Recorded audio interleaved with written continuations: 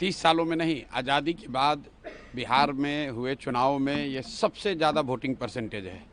ये दो बातों को दिखाता है। पहला कि जो बात हम लोग पिछले कई महीनों से, बल्कि मैं 1-2 साल से कह रहा हूँ कि बिहार में 60% से ज़्यादा जनता बदलाव चाहती है और पिछले 25-30 साल से जो राजनीतिक विकल्प के अभाव में एक तरह से धीरे धीरे राजनीति को लेकर, चुनाव को लेकर उदासीनता बन गई थी, विकल्प नहीं था लोगों के पास।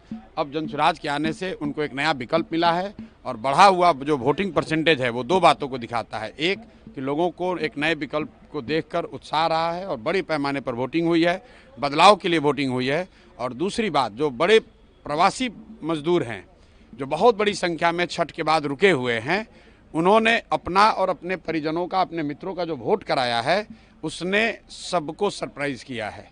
और जितने लोग ये बैठे हुए थे कि महिलाओं को 10,000 पैसा मिल गया और उसी से हम लोग जीत जाएंगे, इन चुनाव में महिलाएं तो हैं ही, लेकिन महिलाओं से बढ़कर प्रवासी मजदूर एक्स फैक्टर है। इस चुनाव का एक्स फैक्टर प्रवासी मजदूर हैं।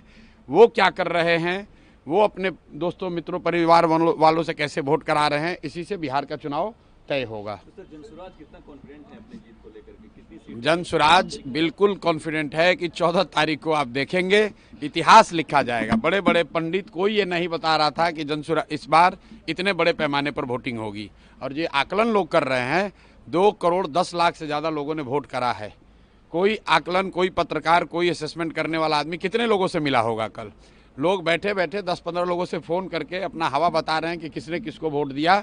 किसी को जानकारी नहीं है। जब 14 तारीख को काउंटिंग होगी तभी पता चलेगा कि 2 करोड़ से ज़्यादा लोगों ने किसको वोट दिया है सबसे ज़्यादा मात्रा में। जो हम लोग देख रहे हैं कि जो प्रवासी मजदूर है वो बदलाव चाहते हैं और बहुत एग्रेसिव होकर उन लोगों ने वोटिंग किया और कराया है। सर, बिहार के डिप्टी सीएम अपने ही प्रशासन पर धिक्कार रहे हैं, कह रहे हैं धिक्कार है इसे प्रशासन पे, क्या कहेंगे? वोटिंग के समय उन्होंने अपने और अपने सरकार का चाल चरित्र, चेहरा, उस पर मुहर लगाई है कि यहाँ पर कोई सुरक्षित नहीं है, कानून का राज नहीं है, जिसकी लाठी उसकी भैंस।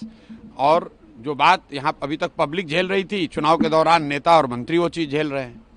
आरजेडी के भी एक विधायक और पुलिस को धमका रहे हैं, एक दूसरे का बाल नोचेंगे, ऐसा पीएम मोदी कह रहे हैं। भाई, वो बाल नोचेंगे कि सर नोचेंगे ये उनका काम है। मैं इतना जानता हूँ कि बिहार की जनता ने कल के वोटिंग में दिखाया है कि उनके पास जब विकल्प एक मिल गया तो उन्होंने बढ़ चढ़ के वोटिंग में, लोकतंत्र के इस पर्व में हिस्सा लिया है। अब जो भी निर्णय जनता करती है, चुनाव में सिर्फ ये नहीं तय होता है कि कौन आदमी सत्ता में आएगा, चुनाव में ये भी तय होगा कि कौन विपक्षी भूमिका में होगा, कौन रोड पर आएगा, कौन समाज और रोड पर काम करेगा, ये भूमिका भी जनता तय करती है। तो अब 3 दिन रह गए हैं, ज़्यादा स्पेकुलेशन का समय नहीं है। एक ही बात कल दिखा कि बहुत बड़े पैमाने पर वोटिंग हुई है।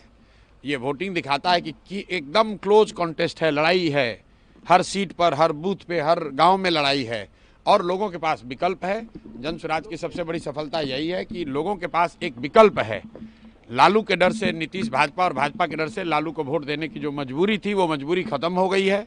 लोगों में उससे उत्साह है कि उनको एक नया विकल्प, एक नया रास्ता दिख रहा है, इसीलिए लोगों ने इतने बड़े पैमाने पर वोटिंग करी है। आरजेडी के विधायक वो पुलिस को धमकी दे रहे थे, 122 सीटों में 100 सीटें बीजेपी जीत रही है। सम्राट चौधरी को ये बताना चाहिए कि वो तारापुर जीत रहे हैं कि हार रहे हैं। अपना चिंता करें कि तारापुर में जीत रहे हैं कि हार रहे हैं। सम्राट चौधरी जैसे नेता कभी नीतीश कुमार को लेकर गए, कभी राजनाथ सिंह जी को लेकर गए, इतना डरे हुए हैं खुद चुनाव जीतने के लिए। अपने जितने एनडीए के बड़े नेता हैं सबका जाकर मीटिंग्स, रैली करा रहे हैं। अगर इतने ही कॉन्फिडेंट हैं तो बाकी लोगों को रैली कराने की क्या जरूरत थी? खुद ही जीत जाते, अपने काम के आधार पर जीत जाते। उन्होंने कहा है कि जो रोजगार के मुद्दे पे हैं, युवाओं ने बढ़ चढ़ के वोट दिया आरजेडी और गठबंधन। देखिए, तेजस्वी यादव कब कॉन्फिडेंट नहीं थे कि कल कॉन्फिडेंट दिखे आपको? ये लोग तो चुनाव के 6 महीना पहले, साल भर पहले ही कॉन्फिडेंट है कि हम ही मुख्यमंत्री बनेंगे। तो ऐसे लोग जिनको अपनी कोई जानकारी है नहीं, ज़मीन पर घर से बाहर निकले, पार्टी के दम पर, जाति के दम पर या भाजपा विरोध के नाम पर भीड़ इकट्ठा हुई, गए 2 मिनट भाषण वसन किया, घर पर चले आए। उनको क्या जानकारी है कि गांव में निचले स्तर पर क्या बात हो रही है? आप मुझे, जितने पत्रकार लोग हैं, ये बताइए कि किसी मीडिया चैनल ने, किसी पत्रकार ने, किसी राजनीतिक विशेषज्ञ ने, किसी पार्टी ने अगर ये कहा हो, किसी नेता ने कहा हो कि बिहार में इस बार अप्रत्याशित वोटिंग होने वाली है? किसी ने नहीं कहा है। और ऐसा नहीं है कि महिलाओं का वोटिंग ज़्यादा हुआ है। पहली बार बिहार में युवाओं की वोटिंग सबसे ज़्यादा हुई है, सबसे ज़्यादा एग्रेसिव होकर युवा वोट किया है। तो अगर युवा वोट कर रहा है तो अपने भविष्य के लिए वोट कर रहा है, बिहार में बदलाव के लिए वोट कर रहा है, बेहतरी के लिए वोट कर रहा है। स्टेटस को के लिए इतना बड़ा वोट पड़ना यूजुअली संभव नहीं है। एक दो अपवाद हो सकते हैं, लेकिन जहां कहीं भी पिछले 20 वर्ष में इस तरह से बढ़ चढ़ कर वोटिंग हुई है